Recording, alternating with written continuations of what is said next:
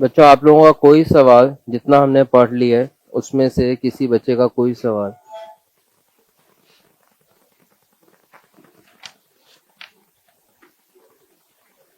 कोई सवाल नहीं? कैसे जा रहे हैं वैसे? चलें आज आपसे डिस्कस कर लेता हूँ, कैसा जा रहा है क्या? अच्छा, जैसा सोचा था उससे मुश्किल जा रहा है या आसान जा रहा है? आसान जा रहा है अभी तो। अच्छा, तो आप में से मोस्टली बच्चों ने कौन कौन से सब्जेक्ट्स रखे हुए हैं? एक तो आपने ये रखा हुआ है ऑब्वियसली, टैक्स और बीएलडी। तो इन तीनों में से आपको कौन सा लगता है आसान? आसान कौन सा है, मुश्किल कौन सा है? एफआर आसान है? अच्छा, और बिजनेस लॉ वो आसान है?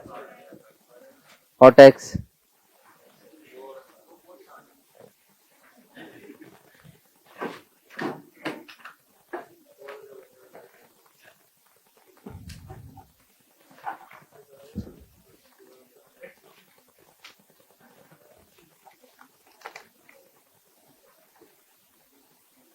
अच्छा चलो, मजे का सब्जेक्ट कौन सा है वैसे? टैक्स? और यहाँ पे कौन सा सब्जेक्ट सबसे मजे का पढ़ने का दिल करता है? एफआर? चलो,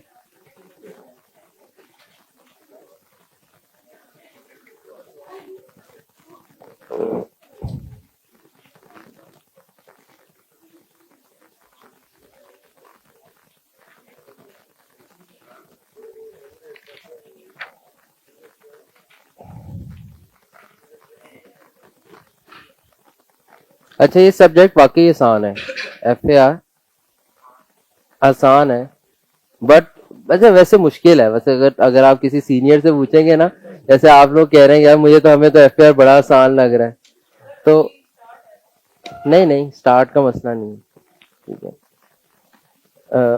तो वो भी तो स्टार्ट ही है अभी, टेक्निकली अगर देखा जाए, अगर एफआर का स्टार्ट है।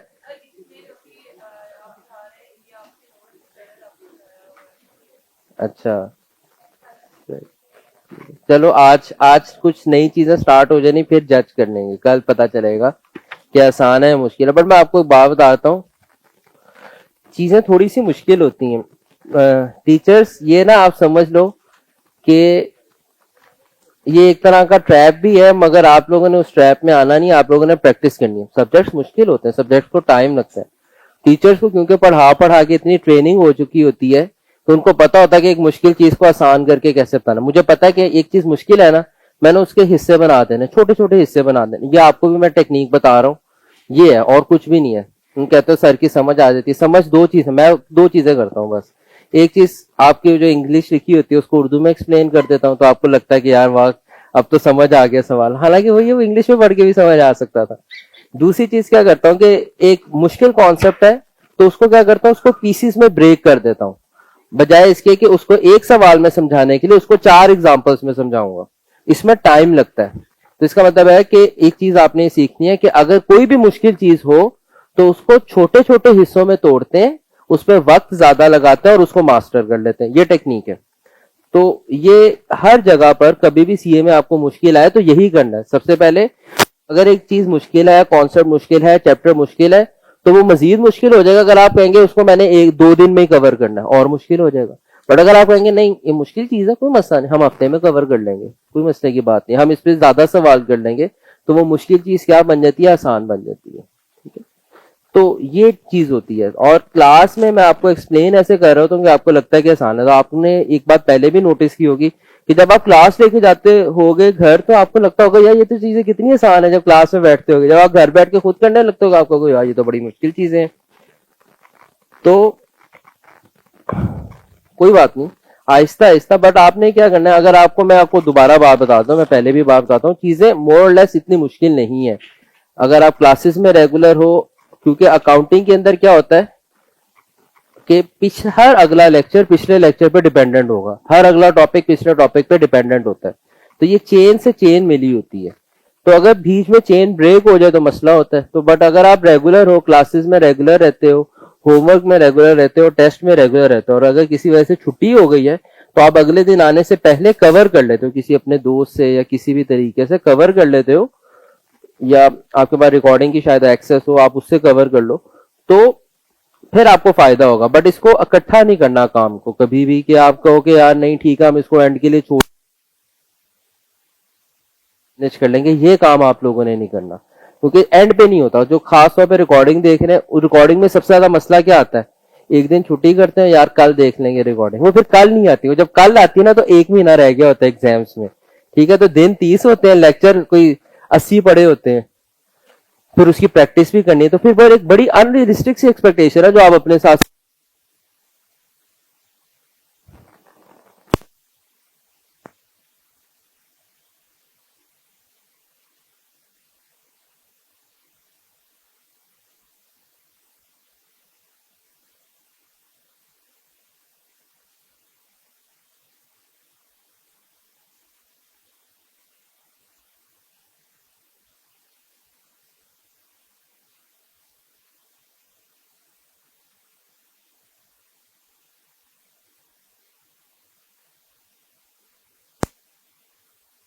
के लिए खास ये बात कर रहा हूँ, स्टार्ट कर दिया ना, कि कम से कम कोशिश करें क्लास में आ जाए, क्योंकि क्लास में आओगे ना आपके ऊपर एक चेक एंड बैलेंस रहेगा कि यार सर देख रहे हैं, ठीक है, सबकी नजरों में मैं देख लेता हूँ कि हाँ भाई, तो जिस दिन नहीं आएंगे मुझे पता चल जाएगा नहीं आए, ठीक है। तो बच्चे अक्सर औकात हम लोग उस वजह से आ जाते हैं कि यार सर देखेंगे, सर पूछेंगे हाँ भाई क्लास में नहीं आए, क्या वजह थी, काम किया है नहीं किया, इस पूछने की वजह। अभी तो मैं नहीं पूछ रहा आपको, ठीक है, अभी तो मैंने छोड़ा हुआ है जरा सुकून से, पहले पहला फीडबैक हो जाए फिर बताता हूँ तुम लोगों को।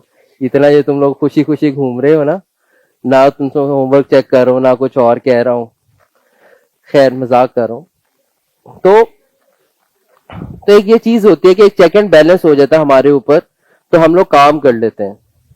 तो इसलिए मेरी रिकमेंडेशन यही है कि अनटिल एंड अनलेस किसी की कोई बहुत मजबूरी नहीं है, फिजिकल क्लास में आके ज्वाइन करें, ठीक है। अच्छा, एक ये बात हो गई। दूसरी बात, मैंने आप लोगों को जो बात की थी, हम लोग डिस्कस कर रहे थे कि चीजें आसान है या मुश्किल है।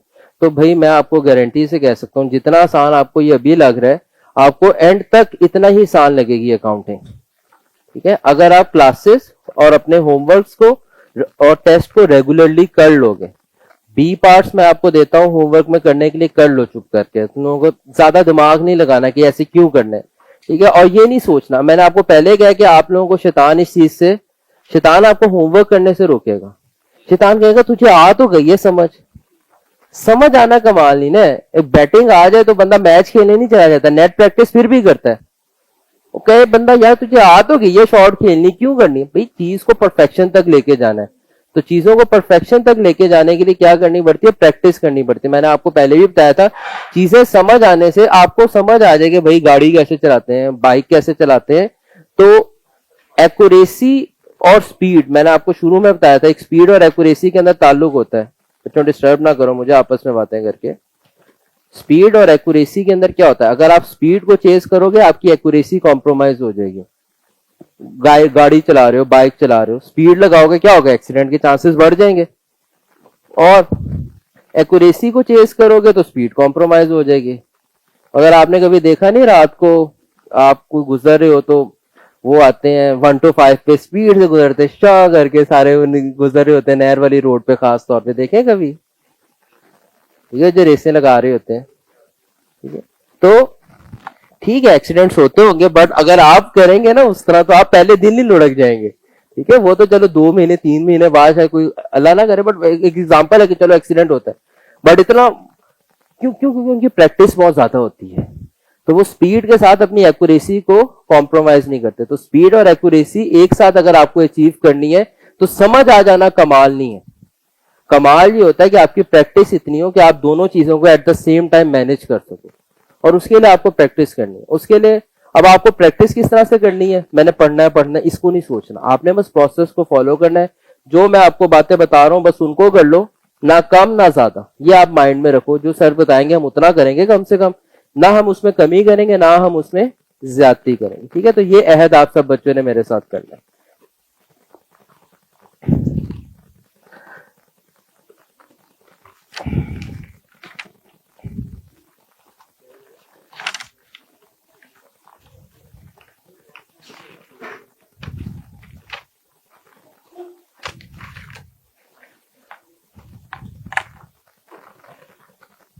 अच्छा जी, अब हमारा जो कॉन्सेप्ट है वो है derecognition of asset. Page number 13 पे आ जाओ नोट्स के। नहीं नहीं लेनी है, क्यों नहीं लेनी?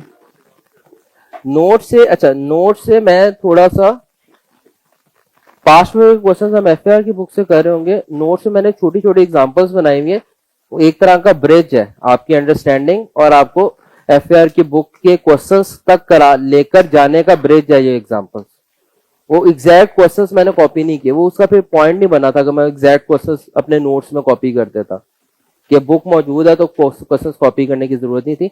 तो हमने असल में करना ये है, हमारी तैयारी ये है या हमारी स्ट्रेटेजी है कि हमने एक टॉपिक को अच्छे तरीके से समझना होता है। फिर इसमें बता रहा हूँ, कैफ लेवल पे बता रहा हूँ, और ये आपको बाकी जगहों पे भी टेक्निक काम आएगी। हमने कॉन्सेप्ट को अच्छे तरीके से समझना है। अब यहां पर हमारे पास पास्ट पेपर्स अवेलेबल है, तो लेट सपोज अभी हम कर रहे हैं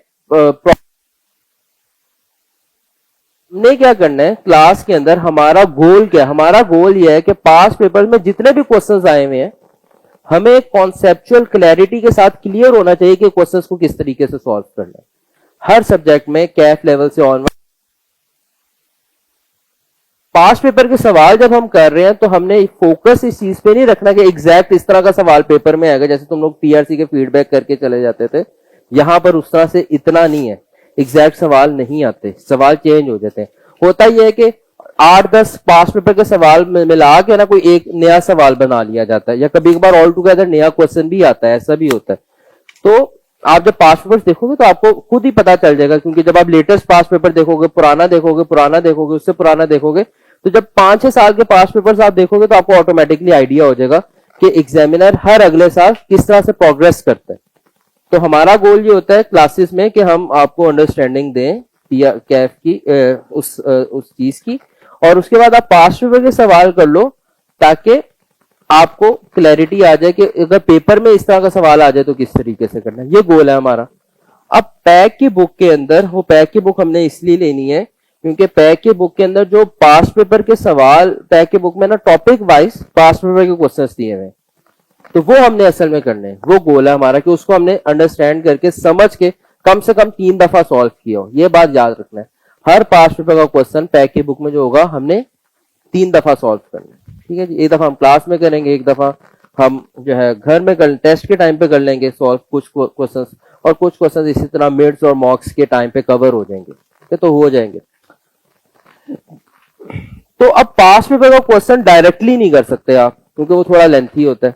तो ये एग्जांपल्स इसलिए छोटी छोटी बनाई है ताकि आपकी एक अंडरस्टैंडिंग डेवलप हो जाए। गोल यही होता है कि एट द एंड आप पास्ट पेपर के क्वेश्चन तक पहुंचे। तो ये एग्जांपल्स मैंने पास्ट पेपर के सवाल देख कर ही, यार अगर इनको करना है तो किस लेवल की अंडरस्टैंडिंग चाहिए, किस लेवल के कॉन्सेप्ट चाहिए, उनको देखकर बनाई हुई है। ठीक है, और यहां पर याद रखना हम लोग एग्जाम पॉइंट ऑफ व्यू की तैयारी करें। कोई ऐसी चीज जो एग्जाम में नहीं आनी मैंने नहीं पढ़ानी, ये याद रखना। ठीक है ना, तो इसीलिए मैं बार बार नहीं बता रहा हूँ बच्चों, ये एग्जाम पॉइंट ऑफ व्यू के लिए इंपॉर्टेंट है। मैं पढ़ाई एग्जाम पॉइंट ऑफ व्यू से रहा हूँ, और सिलेक्टिव स्टडी भी आपको मैं करा दूंगा। मैंने आपको शुरू में भी बात की थी कि आपको मैं सिलेक्टिव स्टडी भी करा दूंगा, उसकी टेंशन नहीं लेनी है आपने। क्यों? क्योंकि अब फिर खुद से सिलेक्टिव स्टडी नहीं करने लग जानी। मैंने आपको टेक्निक बताई थी ना, जो इंपॉर्टेंट चीजें होंगी मैं ऑटोमेटिकली आपको उसकी ज्यादा तैयारी कराऊंगा, उसमें ज्यादा टाइम लगाऊंगा, उसकी ज्यादा एग्जांपल्स करा दूंगा जो एग्जाम के लिए इंपॉर्टेंट है। आपको नहीं सोचने की जरूरत कि ये एग्जाम के लिए इंपॉर्टेंट है या एग्जाम के लिए इंपॉर्टेंट नहीं है। मैंने अपने नोट्स ही उसके अकॉर्डिंगली बनाए हुए कि आपकी तैयारी हो जाएगी। तो खुद से किसी बच्चे ने सिलेक्टिव स्टडी नहीं करनी, और मैं बहुत कम चीजें कराऊंगा, आपको खुद नजर आ जाएगा एज कंपेयर टू बाकी चीजें। बट जो मैं चीजें करा रहा हूं ना, उनको आपने बहुत अच्छी तरीके से पकड़ लेना, क्योंकि मैं पढ़ा ही एग्जाम फोकस्ड रहा हूं। मैं कोई एक्स्ट्रा इधर उधर की एग्जांपल्स नहीं करा रहा कि आप ऐसे चलो आनी चाहिए। जब ये सीए बन जाएंगे, सीएफ हो जाएंगे, तो ये बाकी लोगों पे फ्लेक्स करेंगे कि हमें ये चीज भी आती है। तो ऐसी कोई नई चीज नहीं सिखा रहा आपको, आपको सिर्फ एग्जाम पॉइंट ऑफ व्यू से ही पढ़ा रहा हूं मैं। ठीक है, अच्छा जी। तो पेज 13 पे आपको एक हेडिंग नजर आएगी, डी रिकग्निशन ऑफ एसेट। का मतलब क्या है, यहां मैं लिख देता हूं, when to remove asset from books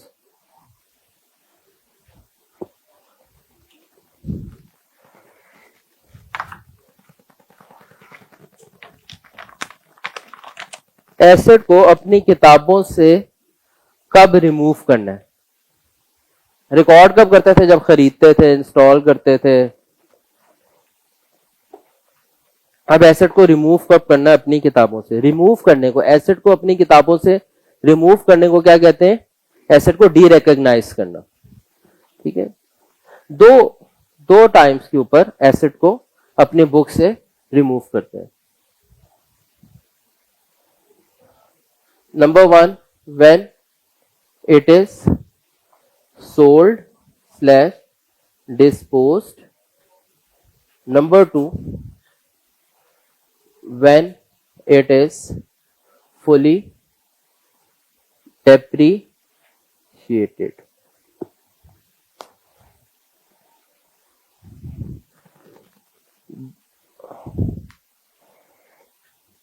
asset को कब रिमूव करते हैं? जब उसको अपने पास से बेच देंगे या उसको अपने पास से डिस्पोज ऑफ कर देंगे। डिस्पोज ऑफ का मतलब ही बेचना है। या फिर when it is fully depreciated। ठीक है जी, या फिर जब उसको पूरी तरह, जब वो एसेट डेप्रिशिएट हो जाएगा। फुली डेप्रिशिएट एसेट कब होता है? जब उसकी यूजफुल लाइफ एंड हो जाती है। तो इसका मतलब ये भी है कि when यूजफुल लाइफ एंड्स, यानी कि जब यूजफुल लाइफ उसकी पूरी हो जाती है तब।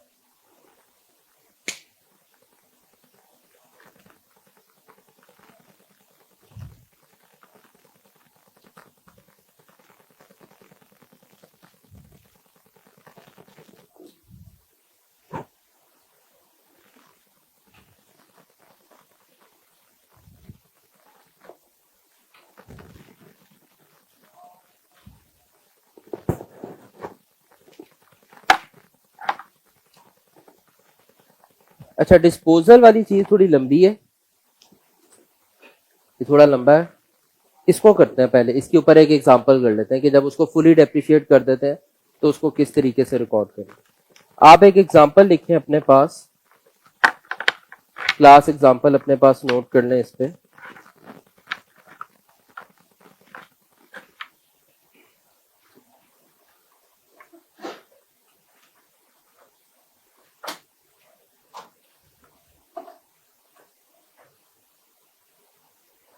Cost of asset ₹60. Cost of asset ₹60. Useful life 3 years. Useful life 3 years. Residual value 0.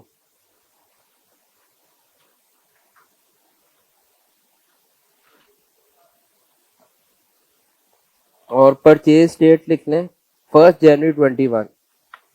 Purchase date 1 जनवरी 21।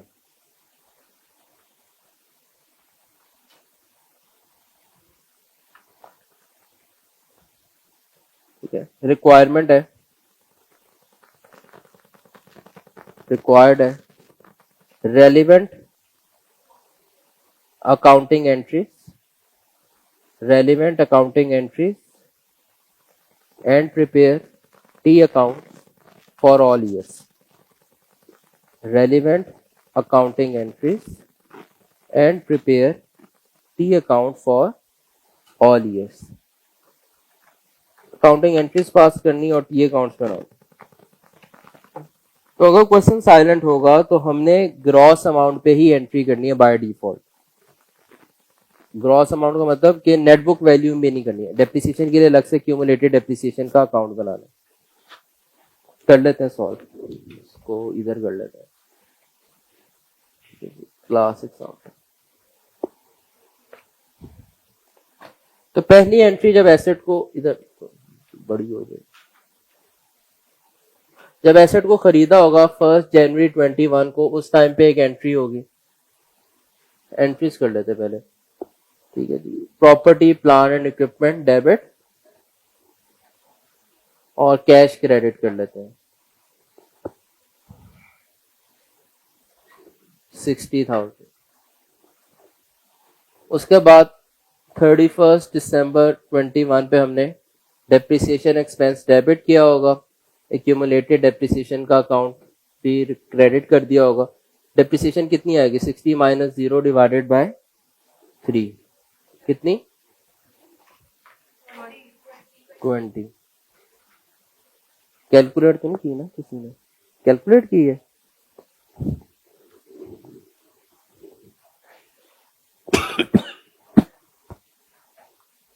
31 दिसंबर 22 पे दोबारा से depreciation expense debit accumulated depreciation credit 20 31 December 23 depreciation expense debit accumulated depreciation credit 20 अच्छा अब पता है क्या हुआ है डी रिकग्निशन की एंट्री करता हूं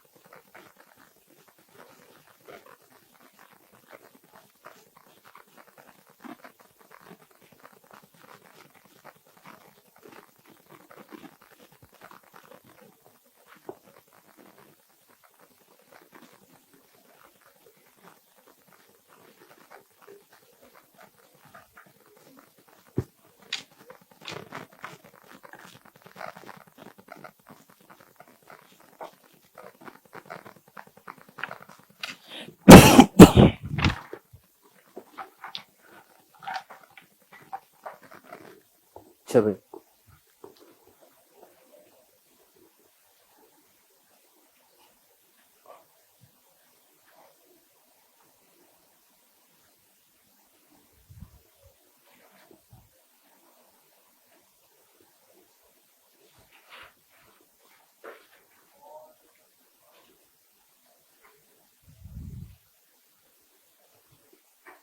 अच्छा भाई property plant equipment debit cash credit 60 opposite account cash लिख देते हैं 1 जनवरी 21 उसके बाद अगली एंट्री डेप्रिसिएशन की है depreciation expense debit accumulated depreciation credit मैं डेप्रिसिएशन का अकाउंट नहीं बना रहा क्योंकि मैंने जो चीज़ समझानी है वो बस इसकी समझानी तो यहाँ पर 31 दिसंबर 21 पे डेप्रिसिएशन आ गई हमारे पास 20 की अकाउंट को क्लोज किया 60 60 60 बैलेंस कैरेट डाउन 31 दिसंबर 21 1 जनवरी 22 बैलेंस वॉट डाउन आ गया 60 इस अकाउंट को क्लोज किया 20 20 20 बैलेंस कैरेट डाउन 31 दिसंबर 21 1 जनवरी 22 बैलेंस ब्रॉट डाउन आ गया 20। दोबारा से ये दो एंट्रीज पास करनी। तीसरी एंट्री डेप्रिसिएशन एक्सपेंस दोबारा से रिकॉर्ड करना है। डेप्रिसिएशन 31 दिसंबर 22 को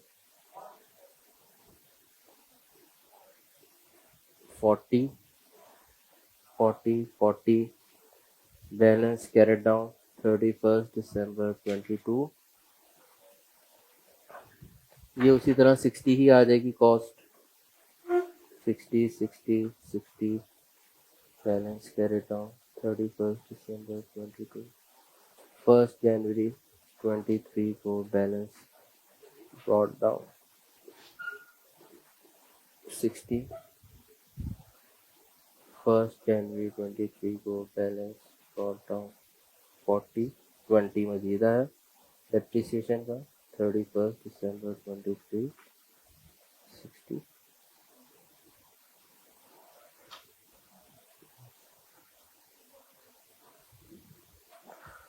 यहां तक देखो बच्चों, समझ आती है बात? तीनों एंट्रीज पास करनी है मैंने।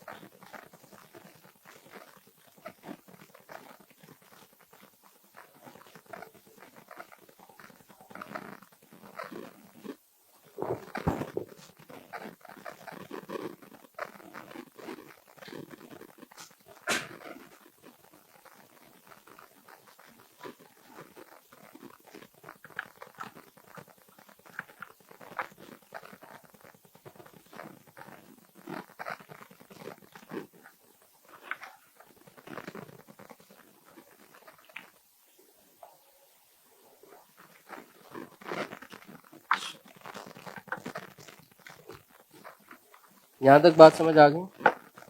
अच्छा, अब डी रिकग्निशन की एंट्री देखो क्या क्या। अब एक एसेट है, यहाँ पर डी रिकग्नाइज कर, जब डी रिकग्नाइज करना है तो आपने उसकी कॉस्ट को और एक्यूमुलेटेड डेप्रिसिएशन को रिमूव कर देना। उसकी यूजफुल लाइफ पूरी हो गई है ना, अब उसकी क्यूमुलेटेड डेप्रिसिएशन को और उसकी कॉस्ट को क्या कर देंगे, रिमूव कर देंगे, डी रिकग्नाइज कर देंगे। डी रिकग्निशन और प्रॉपर्टी प्लांट इक्विपमेंट, ठीक है, एट एंड ऑफ, अच्छा ज्यादा बेहतर है, derecognition of fully depreciated asset. इस एंट्री को समझना, क्योंकि एसेट हमारा फुली डेप्रिशिएट नहीं हो गया अब 3 साल बाद, तो अब हम इसको क्या कर देंगे, डी रिकग्नाइज कर देंगे। हम क्या करेंगे, हम इसकी कॉस्ट में से भी, इसकी कितनी कॉस्ट है, हम इस एसेट की कॉस्ट में से भी ये निकाल लेंगे 60 और अपने पास डी रिकग्नाइज कर लेंगे। रिमूव करना है ना एसेट अपने पास से, तो कॉस्ट कितनी लिखी हुई है, तो रिमूव कर दो 60 की कॉस्ट। ये कितनी लिखी हुई है, इसको भी क्या कर दो, रिमूव कर दो। कॉस्ट भी रिमूव हो गई और एक्यूमुलेटेड डेप्रिसिएशन भी रिमूव कर दी, क्योंकि वो डेबिट पे लिखा हुआ था, इसको रिमूव करने के लिए क्रेडिट करना पड़ना था, और ये क्रेडिट पे बन रहा है ना 40 और 20, तो इसको रिमूव करने के लिए डेबिट, तो ये एंट्री कर देंगे बस।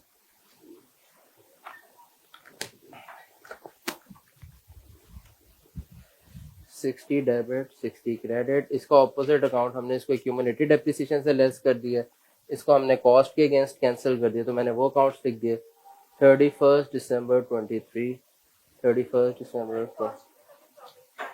प्रॉपर्टी प्लांट के ऊपर लिख देंगे बस।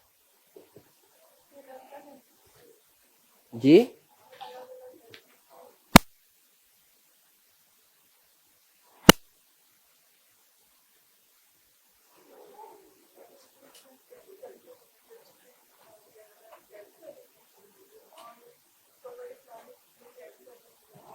और नहीं नहीं, डेप्रिसिएशन तो एक्सपेंस आउट हो चुकी हुई है, एक्सपेंस को नहीं रिवर्स करना।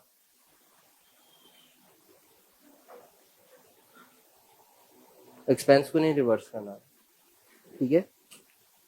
तो फुली डेप्रिशिएटेड एसेट अगर होगा, उसकी एक्यूमुलेटेड डेप्रिसिएशन को भी रिमूव करना और प्रॉपर्टी प्लांट इक्विपमेंट की कॉस्ट के अकाउंट को भी क्या कर देना है, रिमूव कर देना, ठीक है। बस ये याद रखनी बात। तो अब ये इसका कोई बैलेंस नहीं है 60-60, इधर इसलिए बैलेंस कैरी डाउन नहीं लिखा क्योंकि बैलेंस है ही नहीं, खत्म हो गया।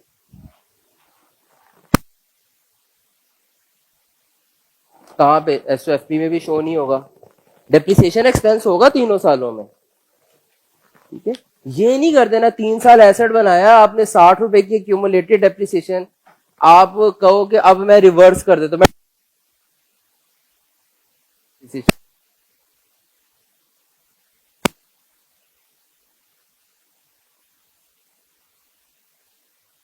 और उसके अगेंस्ट जो उसकी क्यूमुलेटेड डेप्रिसिएशन है उसको,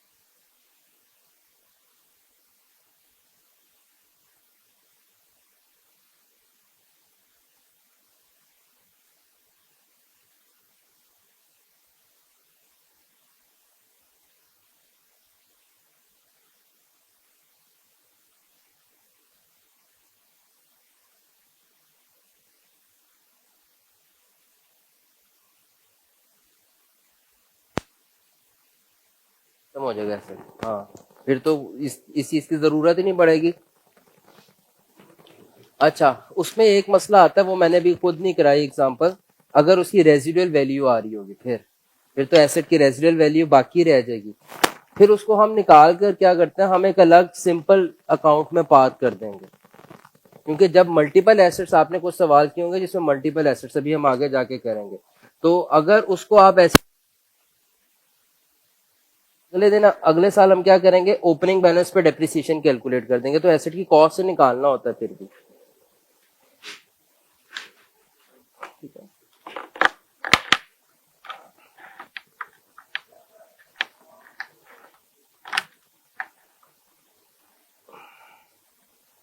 अच्छा चलिए, ये तो बात सबको क्लियर होगी कि फुली डेप्रिशिएटेड एसेट को क्या करना है। अब आ जाते हैं, अगर एसेट को सेल कर देंगे या डिस्पोज कर देंगे, फिर उसकी कैसे रिकॉर्डिंग करनी है।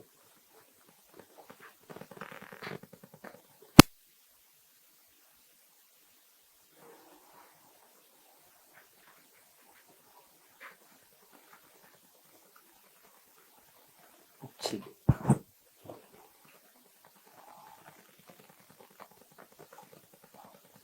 अच्छा भैया, आपके पास एक मोबाइल है,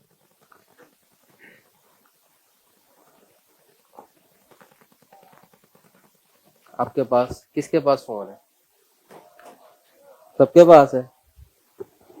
कोई एक बच्चा बता देना यार, वो कितने का फोन लिया है, क्या कॉस्ट थी उसकी, नहीं याद। अच्छा, हाँ भाई, कोई फोन है तुम्हारे पास। अच्छा, क्या, तो कितने का लिया था।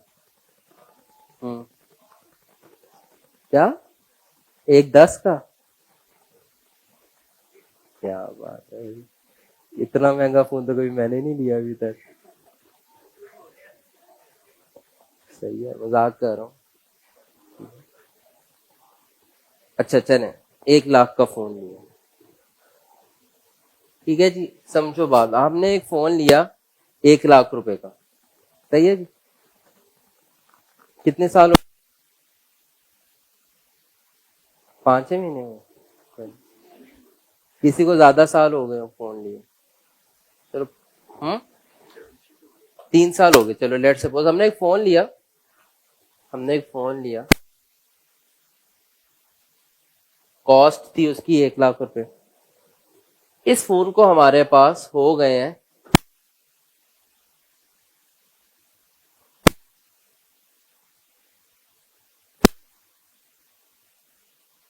80,000 रुपए का। तो हमें फायदा हुआ है, नुकसान हुआ है? नुकसान हुआ है। वही एक फोन 1 लाख रुपए का लिया था 2 साल पहले, 2 साल टिका के इस्तेमाल किया, उसके बाद भी उसको 80,000 का भी बेच दिया। तो फायदा हुआ है, नुकसान हुआ है?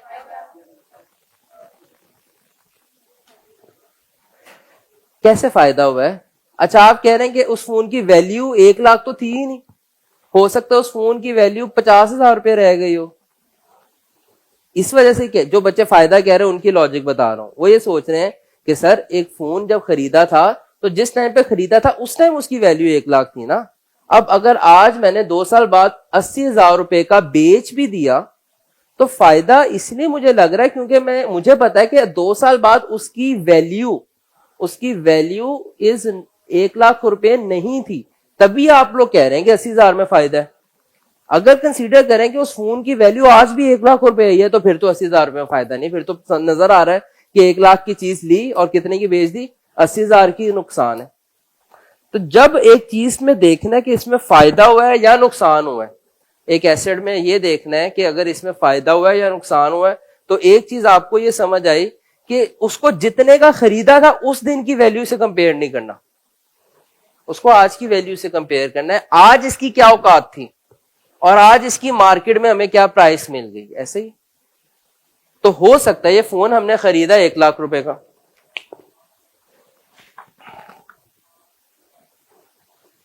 अब एक्सप्लेन करता हूं। ये फोन हमने खरीदा 1 लाख रुपए का, तो मैं एक टेबल सा बना देता हूं, ठीक है, नेटबुक वैल्यू का टेबल बनाता हूं। 1 जनवरी 21 को हमने फोन बाय किया 1 लाख रुपए का, और लेट सपोज हमने डेप्रिसिएशन निकाली 20,000 रुपए। हर साल इस फोन पे कितनी डेप्रिसिएशन आएगी? 20,000 रुपए। तो 31 दिसंबर 21 पे हमने डेप्रिसिएशन चार्ज की 20,000। इस फोन की वैल्यू 31 दिसंबर 21 पे रह गई कितनी? 80,000। ठीक है, फिर हमने 31 दिसंबर 22 पे दोबारा इस एसेट को डेप्रिशिएट किया 20,000 से, और अब इस एसेट की वैल्यू कितनी रह गई? 60,000। ठीक है जी, नेट बुक वैल्यू रह गई इसकी 60,000 31 दिसंबर 22 को। अब ये नेटबुक वैल्यू आ गई उसकी आफ्टर 2 इयर्स। यानी कि हमारे फोन की औकात हमारे अकॉर्डिंगली 1 लाख रुपया नहीं थी, हर साल उसकी वैल्यू में 20,000 रुपए की कमी आ रही थी। डेप्रिसिएशन का मतलब यही है ना, fall in the value of asset. तो हर साल 20,000 रुपए की कमी आ रही थी। तो आज हमारे पास जो एक एसेट था उसकी वैल्यू कितनी आ रही थी, हमने कितने का बेच दिया? 80,000 का। तो हमें 20,000 रुपए का क्या हो गया? फायदा हो गया। तो जब भी एक एसेट बेचेंगे तो फायदा या नुकसान अगर देखना है तो उसकी कॉस्ट को, हिस्टोरिकल वैल्यू को नहीं कंपेयर करना कि कितने का खरीदा था एसेट, ये देखना है आज उसकी नेटबुक वैल्यू कितनी है, आज किताबों में उसकी क्या वैल्यू आ रही है, उसको कंपेयर करना है प्राइस से कि कितने पैसे मिले, और फिर डिसाइड करना है कि फायदा हुआ है या नुकसान हुआ। ठीक है, यहां तक बात क्लियर? देख लो, तो एक एसेट, मैं एक एग्जांपल लिख रहा हूं, आपने मुझे बताना है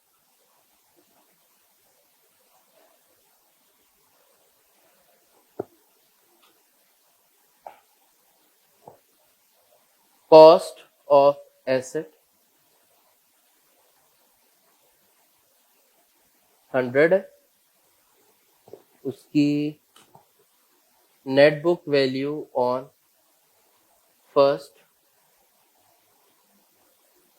अच्छा जी मैं कहता हूँ परचेज्ड ऑन 1 जनवरी 21 है, और net book value on 30। This asset was sold on 5th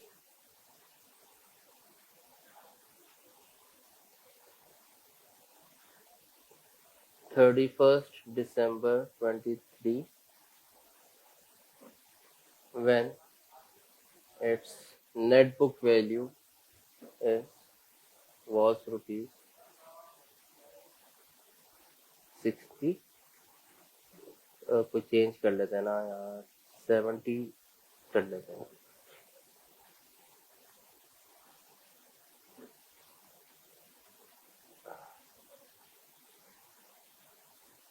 Asset was sold for rupees 80.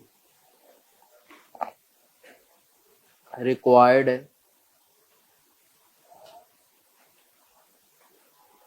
दो चीजें. Number 1, gain/loss on disposal. Number 2,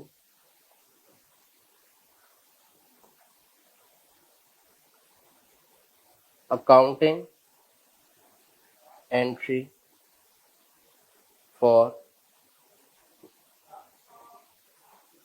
gain/loss if asset is maintained at net book value. नजर आ रहा है यहाँ तक? यहाँ लिखिए if asset is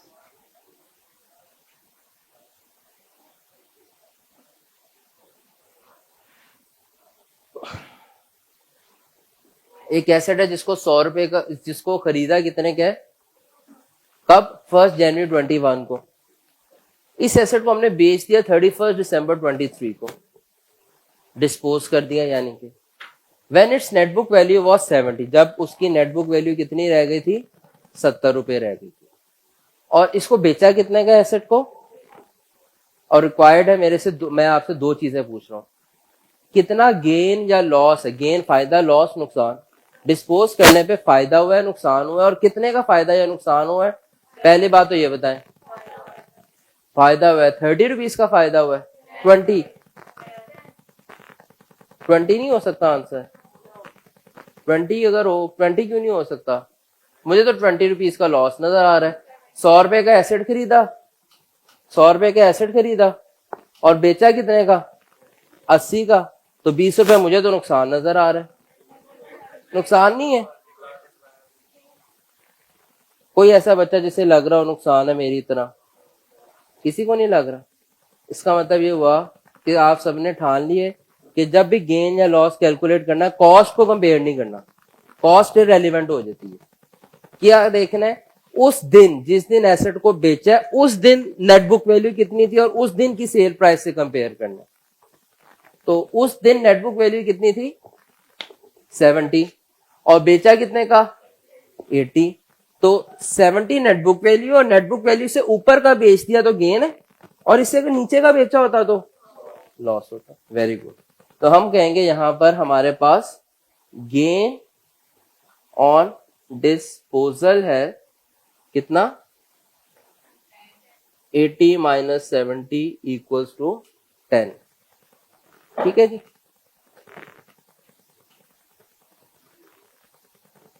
क्या ये बात सबको क्लियर है? गेन का मतलब फायदा, फायदे को इनकम कहते हैं.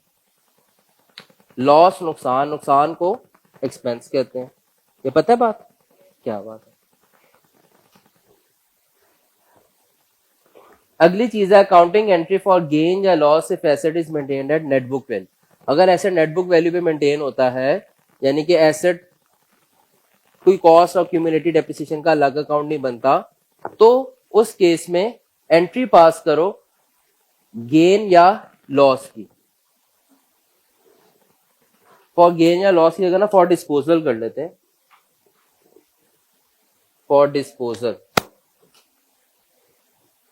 अच्छा, अब क्या होगा, एसेट यहां पर भी हमारे पास से चला गया, तो एसेट की जो नेट बुक वैल्यू आ रही है बुक्स में, उसको अपने पास से रिमूव नहीं करना, क्योंकि एसेट तो मेरे पास से चला गया. तो एसेट की जो भी नेट बुक वैल्यू आ रही है उसको मुझे क्या करना है, अपने पास से रिमूव करना है. तो एसेट तो मेरे पास से चला गया, तो जो भी एसेट है प्रॉपर्टी प्लांट इक्विपमेंट की जो नेट बुक वैल्यू है उसको मुझे अपने पास, नजर आ रहा है सबको यहाँ से, प्रॉपर्टी प्लांट इक्विपमेंट की नेट बुक वैल्यू को मुझे अपने पास से रिमूव करना है। तो एसेट जब कम होता है तो क्या होता है, क्रेडिट। अच्छा, एसेट नेट बुक वैल्यू कितने पे प्रेजेंट हो रहा होगा हमारी किताबों में, तो 70 में क्रेडिट कर दूंगा, ठीक है। अच्छा, ये चीज पैसे कितने में नहीं, तो कैश या बैंक कितने से डेबिट हो गया, कैश या बैंक में कितने पैसे आ गए, 80 आ गए। ये क्या बात हुई, 80 और 70 एंट्री नहीं बैलेंस हो रही, प्रॉपर्टी प्लांट एंड इक्विपमेंट भी कम हो गया 70 से और ये आ गया 80 डेबिट।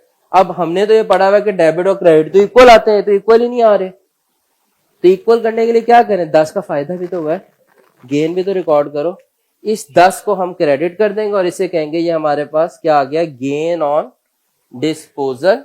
और ये जो गेन है ना, इसको हम अपनी अदर इनकम बनाएंगे, टोटल मेन रेवेन्यू नहीं बना देंगे, क्योंकि ये साइड बिजनेस था हमारा, साइड पे एसेट बेच दिया, हमारा कारोबार ही नहीं था ये, तो इसलिए हम इसको क्या बनाएंगे, ये हमारी अदर इनकम बन जाती। और अगर इन दोनों का डिफरेंस आता और लॉस आ जाता तो हमारा क्या बन जाता, अदर। तो इसको नोट कर लो, मैं इसको लॉस में कन्वर्ट कर देता हूँ, इसी एग्जांपल को एक दफा नोट कर लो इसको, फिर हम एक दफा लॉस की भी कर लेते हैं ताकि हमारे पास नोट हो जाए।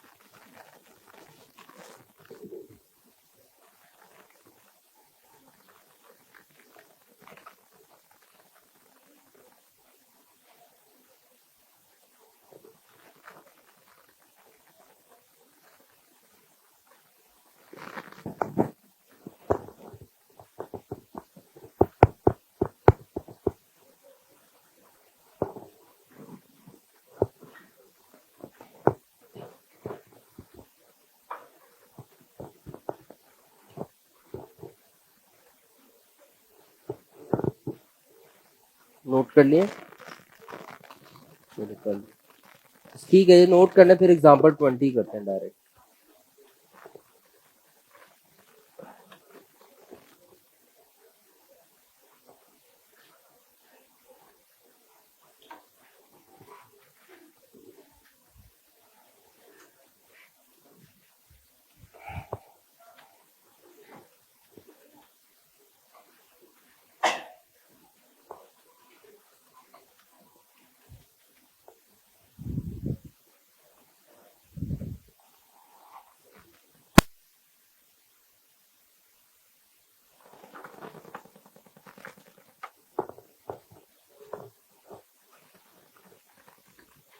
यार वैसे वो ₹1,00,000 वाला मोबाइल दिखाओ तो सही, कैसे, क्या बात है,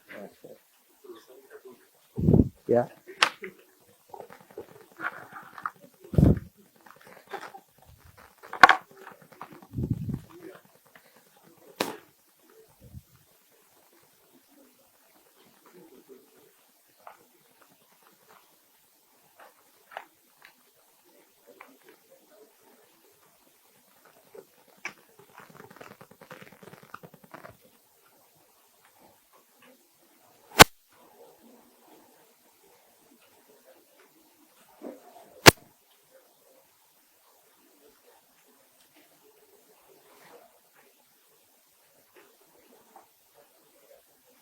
अच्छा बच्चों, हो गया नोट। एग्जाम्पल 20A, कौन इसका आंसर बता सकता है?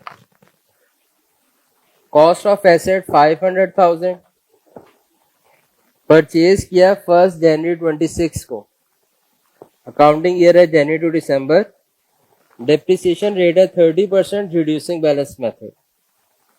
एसेट वो सोल्ड ऑन डेट, बड़े ध्यान से देखना डिस्पोजल की, 30 अप्रैल 2028 फॉर ₹250,000। एसेट 30 अप्रैल 28 को बेच दिया, कितने का? 250,000 का। कैलकुलेट करना है गेन या लॉस ऑन डिस्पोजल।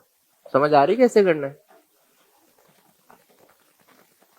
तो 5 लाख का एसेट था, 2.5 लाख का बेच दिया, 2.5 लाख का नुकसान हो गया। नहीं, ऐसे नहीं करेंगे, कॉस्ट नहीं देखनी, यानी कि नेटबुक वैल्यू देखनी है। किस डेट की? 30 अप्रैल 28 की, तो दी ही नहीं हुई। अच्छा ठीक है, निकाल लेंगे। शुक्र है ये नहीं कह दिया, क्वेश्चन ही गलत है, इसमें नेटबुक वैल्यू ही नहीं दी हुई। इन्विजिलेटर को बुला रहे हो, ये देखें वैल्यू ही नहीं गिवन है।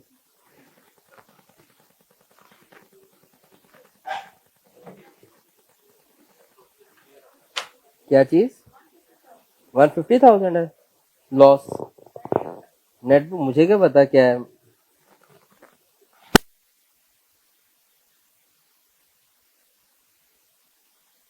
मेरे पास सवाल है, इनके जवाब नहीं है, सॉल्यूशंस आप लोगों ने बनाने हैं। क्या? 29,500 गेन या लॉस? गेन। अच्छा बच्चों, एक आंसर आया है एग्जाम्पल 20A का।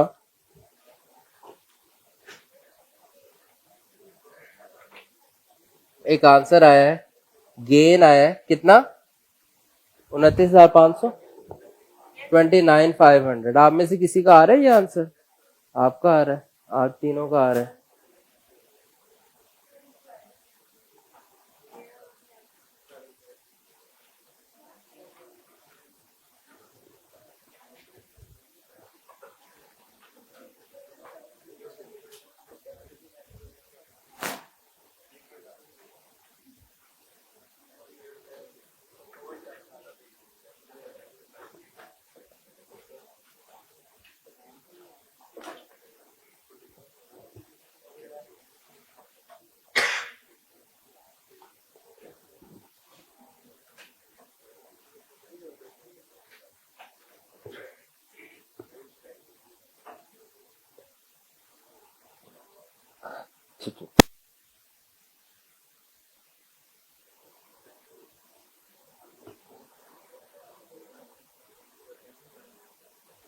अच्छा बच्चों, ये 3 साल हैं, 2026, 2027, 2028।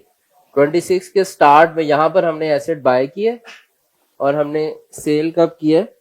28 के 30 अप्रैल को। 4 मंथ्स के बाद यहाँ पर 30 अप्रैल 28 को हमने। तो अगर आपको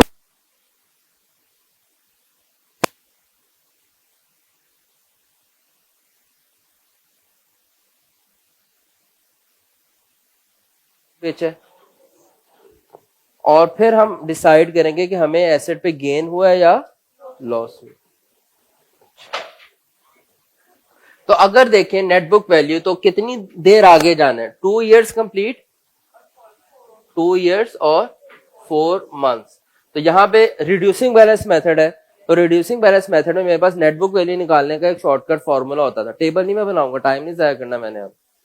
तो मैं नेट बुक वैल्यू निकाल लूंगा, net book value equals to cost multiply by 1 minus r n into 1 minus r into m divided bye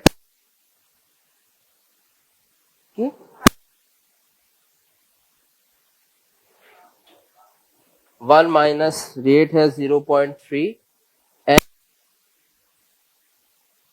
DTL 0.3 into 4/12। ये आगे नेटबुक वैल्यू, ठीक है।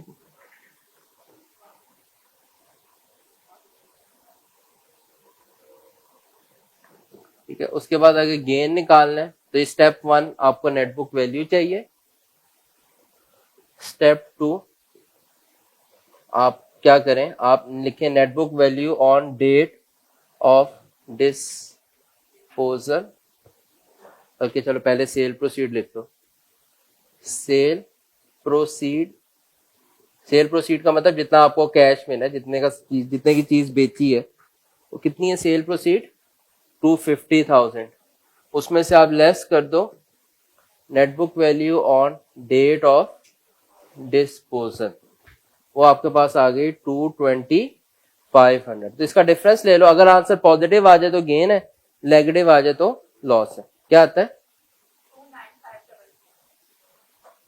तो ये पॉजिटिव आंसर आ गया, हम कहेंगे गेन ऑन डिस्पोजल, क्योंकि ऑब्वियसली जितनी की एसेट की औकात थी, औकात से कहते हैं ना किसी को औकात से बढ़ के इज्जत दे देना, तो उस एसेट को उसने हमारे पास उस एसेट की औकात कितनी थी, 220,500, उसने हमें औकात से बढ़ के इज्जत दे दी, हमारे एसेट को 250,000 का ले लिया हमसे। हम बड़े खुश हुए दिल में कि हमने 220,500 का एसेट 250,000 का उसको चिपका दिया, ठीक है, पहना दिया इसको। ये भी कहते हैं ना एसेट पहना देना अगले को।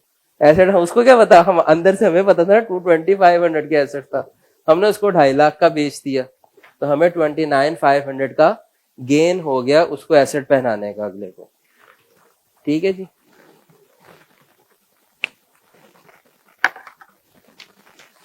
चलो 21 करें जल्दी से सॉल्व। इस पे स्ट्रेट लाइन मेथड है, आंसर जरा।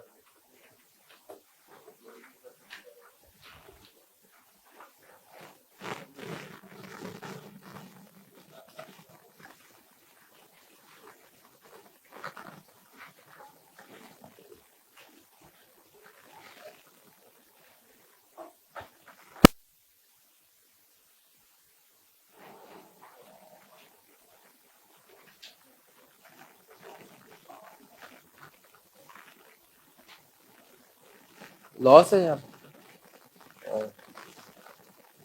1 लाख का, चलो देख।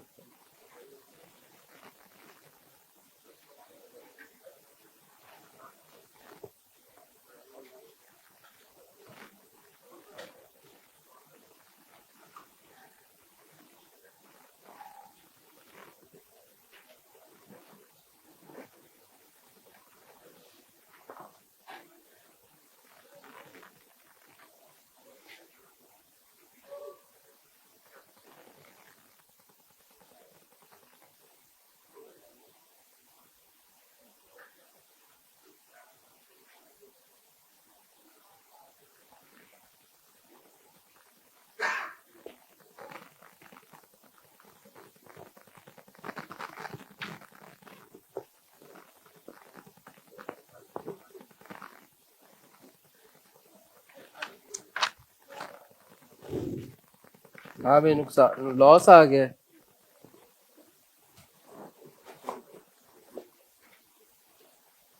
क्या वजह हो सकती है लॉस आने की।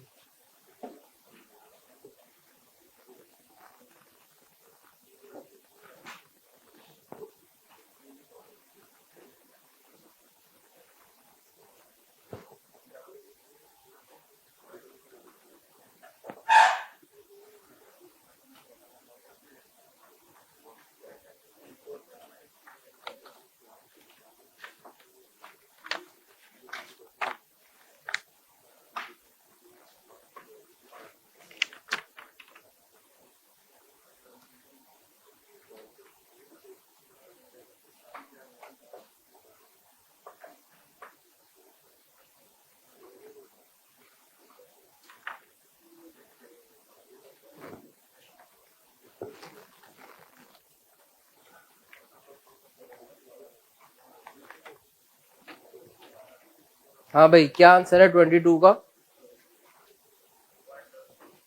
अच्छा एग्जाम्पल 21 है, सॉरी 21 है। अच्छा, ये 2 स्टेप्स में आंसर आएगा। स्टेप नंबर 1 आपने यही करना है, find net book value on date of disposal, ऐसे ही है, जिस दिन ऐसे डिस्पोज कर रहे हैं उस दिन आप नेट बुक वैल्यू फाइंड कर लो।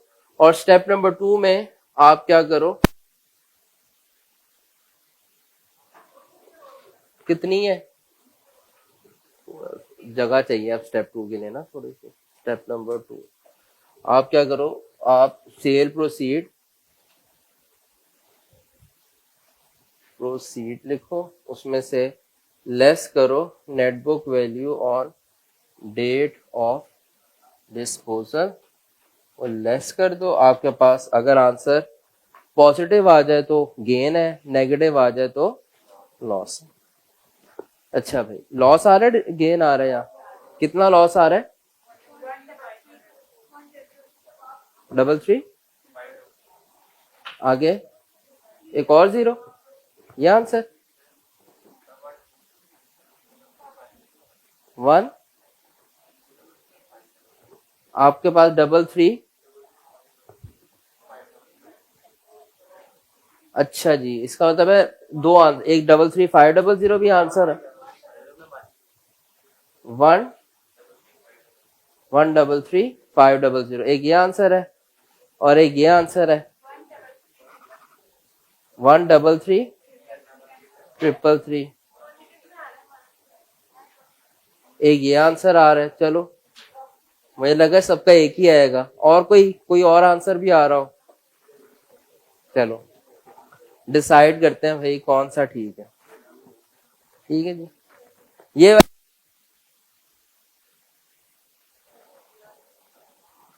और ये वाले बच्चे, आप किस में हैं?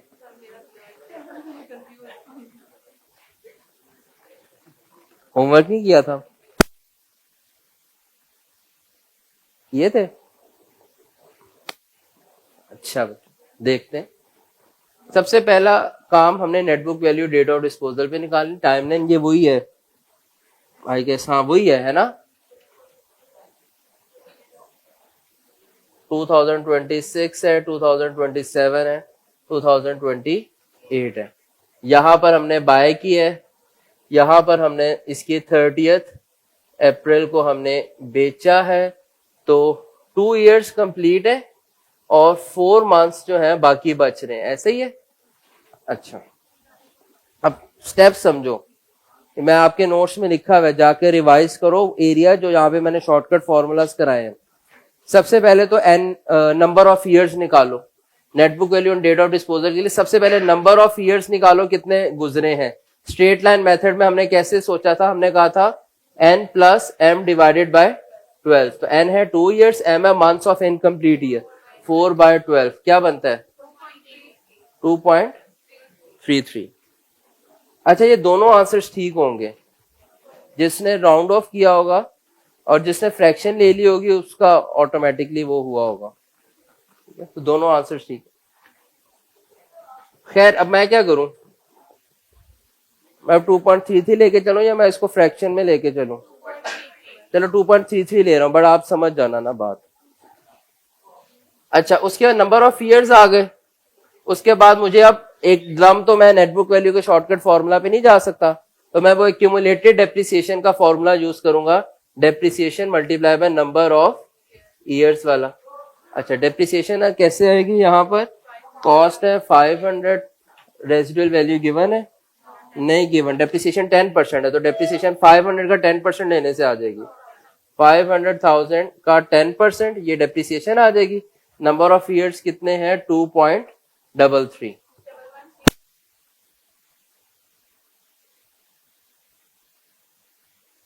और नेटबुक वैल्यू मुझे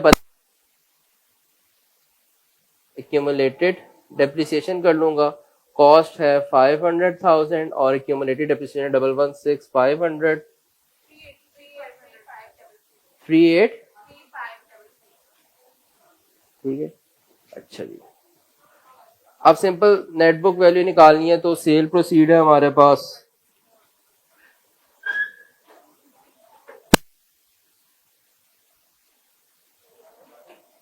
उसमें से 383 500, तो ये आपके पास, अच्छा 133,500, जिसका वो 333 आ रहा है, उसने सिंपल क्या किया, उसने इसको फ्रैक्चर में या इस पूरे को मल्टीप्लाई किया, वो भी ठीक है, दोनों ठीक है, राउंडिंग ऑफ की वजह से डिफरेंस है, कबूल है, कोई मसला नहीं इसमें। तो आपको यहां तक क्लियर है सब कुछ? चलो ठीक है बच्चों, काफी है आज के लिए। आप लोग बस इसके बी पार्ट्स होमवर्क में करके आइएगा, बाकी इंशाल्लाह कल करेंगे। अपना ख्याल रखें।